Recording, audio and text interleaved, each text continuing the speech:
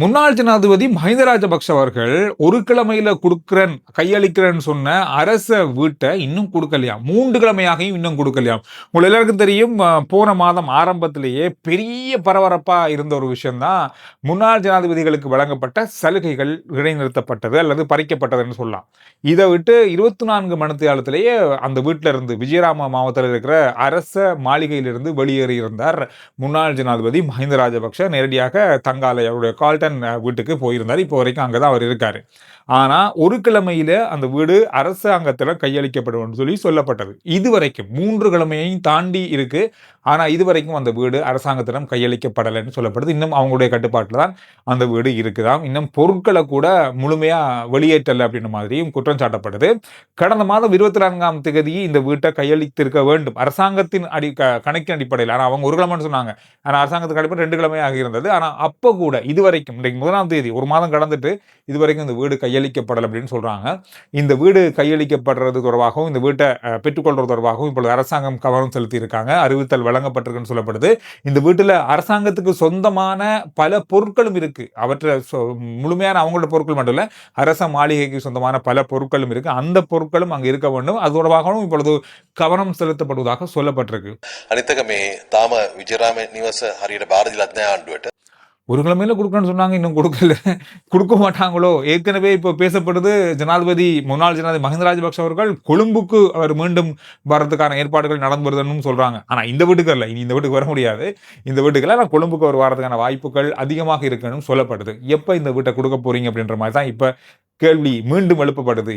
ஏன் இந்த வீடு கொடுக்கவே மாட்டாங்களான்ற மாதிரி தான் இருக்கு. இப்ப மேல் மாகாணத்துல இன்று முதல் மிக கட்டாயமான ஒரு விஷயமாக பேருந்து பயணிகள்ல பேருந்துல பயணிக்கிற ஒவ்வொரு பயணிகளுக்கும் டிக்கெட், போக்குவரத்துக்கான எவ்வளவு கட்டணம் கொடுத்தோமோ அதற்கான டிக்கெட் கொடுக்கப்படணும்னு சொல்ற சட்டம் அல்லது கட்டாயம் அமுல்படுத்தப்பட்டிருக்கிறது. இந்த விடயம் என்று பரபரப்பா பல பேருந்துகள்ல பார்க்கக்கூடியதாக இருந்தது. ஆனாலும் என்னதான் இன்று முதல் கொடுங்கன்னு சொன்னாலும் இன்றைக்கு நிறைய பேருந்துகள்ல பஸ் டிக்கெட் கொடுக்கல அப்படின்னு சொல்லி மக்கள் குற்றம் சாட்டிய விஷயங்களை பார்க்கக்கூடியதாக இருந்தது.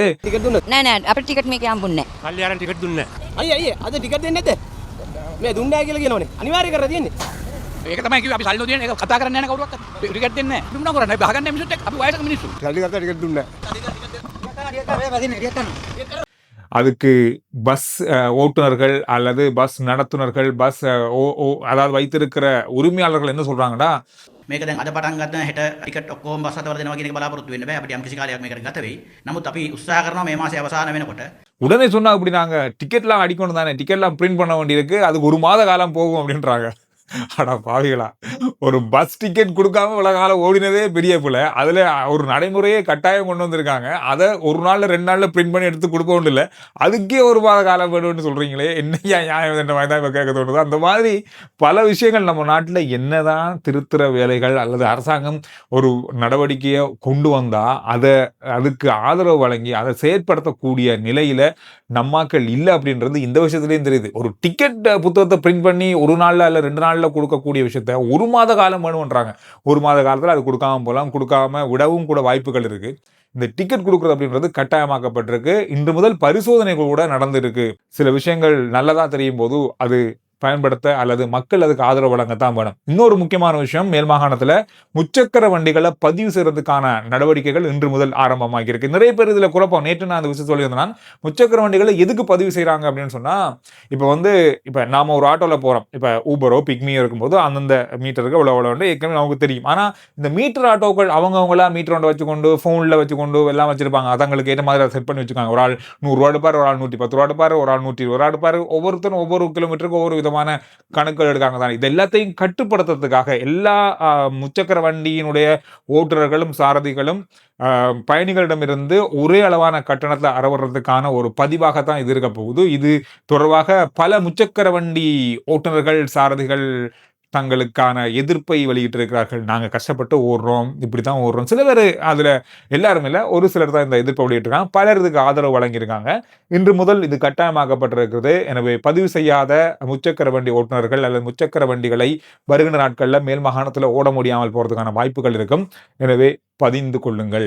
கந்தலே தேசிய பாடசாலையில படிக்கிற 10ஆம் ஆண்டு மாணவர்களிடையே ஒரு மோதல் ஏற்பட்டிருக்கின்ற நாள்ல இந்த மோதல்ல 3 மாணவர்கள் அதிகமான காயங்களுக்கு உட்பட்டு வைத்தியசாலையில அனுமதிக்கப்பட்டிருப்பதாக சொல்லப்பட்டிருக்கு.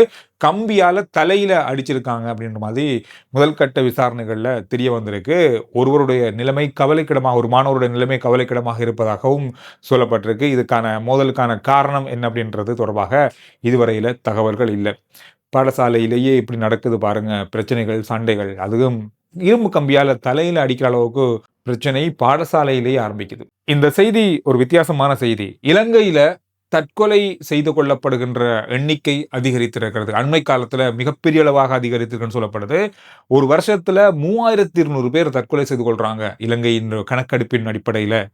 ஒரு நாளைக்கு 8 பேர் தற்கொலை மரணங்களாக பதிவாகுது இலங்கையில் அப்படின்றது ஒரு கவலைக்குரிய விஷயமாக மாறி இருக்கு. இதற்கு காரணம் பல விஷயங்கள் சொல்லப்படுது. குறிப்பா மன அழுத்தம், மன சோர்வு, பலதரப்பட்ட பிரச்சனைகள், போதைப்பொருள் பாவனை என்று ஏராளமான பிரச்சனைகள் இதுக்குள்ள உள்ளடக்கப்படுது. அண்மை காலங்கள்ல இந்த போதைப் பொருளுக்கு அடிமையாகி மன உளைச்சலுக்கு உள்ளாகி தற்கொலை செய்து கொள்றவங்களுடைய எண்ணிக்கை 20% அதிகரித்திருக்கு அப்படின்னு மாதிரி சொல்லப்படுது. இது ஒரு பாரதூரமான விஷயமாக மாறி இருக்கு. அது மட்டும் இல்லாம இப்பொழுது அங்கோட வைத்தியசாலையில சிகிச்சைக்காக அனுமதிக்கப்படுகின்ற எண்ணிக்கையும் கொஞ்சம் அதிகரித்து, மனநோய் பாதிக்கப்பட்டவங்க, மன அளவுல சோர்வடைந்தவங்க, இவங்க எல்லாமே அங்க சிகிச்சைக்காக செல்ற எண்ணிக்கை கொஞ்சம் அதிகரித்திருக்கிறது. கடந்த ஒரு 10 வருடத்துல அங்கு சிகிச்சைக்காக சென்ற 500 பேர் இன்னும் அங்க சிகிச்சை முடிந்து அங்கேயே இருக்காங்க. காரணம்னா அவங்க குணமாயிட்டாங்க. 500க்கும் அதிகமானவங்க அவங்கள சொந்த வீடுகளுக்கு அனுப்புறதுக்கோ அல்லது சொந்தக்காரர்கள் அவங்களை அழைத்து செல்வதற்கோ விரும்பல. சில பேருடைய வீடுகளை, விலாசங்களை தேடி பார்க்கும்போது அங்க அவங்களே இல்லை, பொய்யான விலாசம், அல்லது அவங்க வேற இடங்களுக்கு இடம்பெயர்ந்துட்டாங்க, வேற வெளிநாடுகளுக்கு போயிட்டாங்க. அந்த மாதிரியான பல இடையூறுகளால இன்னும் குணமாகியும் மன அழுத்தங்களுக்கும் மன சோர்வுகளுக்கும் உள்ளாகி சிகிச்சை பெற்ற 500 பேர் இன்னும் அதே வைத்தியசாலையில், அங்கோட வைத்தியசாலையில தொடர்ந்தும் தங்கியிருக்காங்க அப்படின்ற செய்தியையும் பார்க்கக்கூடியதாக இருந்தது. இவங்களுக்கான செலவு எல்லாமே சுகாதார அமைச்சு பார்த்துக்கொள்வது, நன்கொடையாளர்களிடமிருந்து கிடைக்கின்ற உதவிகள் மூலமாகத்தான் அவங்களை பராமரிக்கிறாங்க அப்படின்றதும் குறிப்பிடத்தக்க விஷயமாக இருக்கு. நீங்க மனசோர்வு, உங்களுக்கு ஏதாவது மன அழுத்தம் தொடர்பான தகவல்களை அல்லது அறிவுரைகளை நீங்க பெற்றுக்கொள்வதாக இருந்தால் நேரடியாக அங்கோட வைத்தியசாலையோட தொடர்பு கொண்டு அது தொடர்பான ஆலோசனைகளை நீங்க பெற்றுக்கொள்ளக்கூடியதாக இருக்கும். அதற்கான பிரத்யேகமான தொலைபேசி இலக்கம், 24 மணித்தாலும் இயங்கக்கூடிய தொலைபேசி இலக்கம் 1926 என்ற தொலைபேசி இலக்கம் அறிமுகப்படுத்தப்பட்டிருக்கு. இந்த தொலைபேசி இலக்கம் மூலமா நீங்க அவங்களை தொடர்பு கொண்டு ஆலோசனைகளை பெற்றுக்கொள்ளக்கூடியதாக இருக்கும். அண்மையில இந்த போதைப் பொருளால பாதிக்கப்பட்டு மன சோர்வு, மன உளைச்சலுக்குள்ளானவங்களோட எண்ணிக்கை 20% அதிகரிச்சிருக்கு அப்படின்றது ஒரு பாரதூரமான விஷயமாக மாறி இருக்கு. இதுல இன்று சிறுவர் தினம், முதியோர்கள் தினம் என்று, இதுல முதியோர்கள் அப்படின்னு சொல்லி தேடி பார்க்கும்போது இலங்கையினுடைய முதியோர் இல்லங்கள்ல 10,000க்கும் அதிகமானவர்கள் முதியோர் இல்லங்கள்ல வசித்து வராங்க அப்படின்ற ஒரு தரவும் பார்க்கக்கூடியதாக இருந்தது. இலங்கையினுடைய மிக முக்கியமான நகரம் அனுராதபுரம் நகரம் 1வது நகரம் அப்படின்ற ஒரு பெருமையை பெறப்போகுது. எதற்காக அப்படின்னு சொன்னா, விசர் நாய் கடி இருக்குதானே, இதனால தொற்று நோய் ஏற்பட்டது கடந்த காலங்களில். இந்த தொற்று நோயை கட்டுப்படுத்திய இலங்கையினுடைய முதல் நகரம் என்ற பெருமையை மிக விரைவில் அறிவிக்க போறாங்க. அந்த நகரம் அப்படின்ற பெயரை.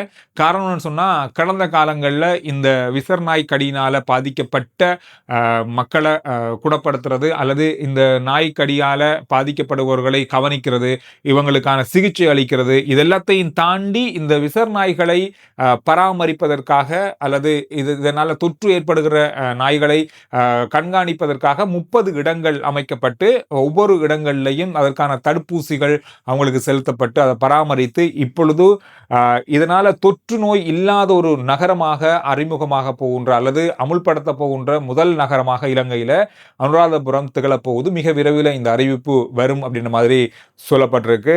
அரசாங்க நிதி அல்ல, நகர சபையினுடைய உள்ளூர் மக்களுடைய உதவிகளை கொண்டுதான் இந்த விஷயத்தை செயல்படுத்தியிருக்காங்க அப்படின்றதும் ஒரு பாராட்டக்கூடிய விஷயமாக மாறி இருக்கு. RJ Chandru report YouTube channel, Facebook page, WhatsApp channel எல்லாத்தையும் ஃபாலோ பண்ணுங்க. அடுத்த வீடியோல நான் உங்களை சந்திக்கிறேன்.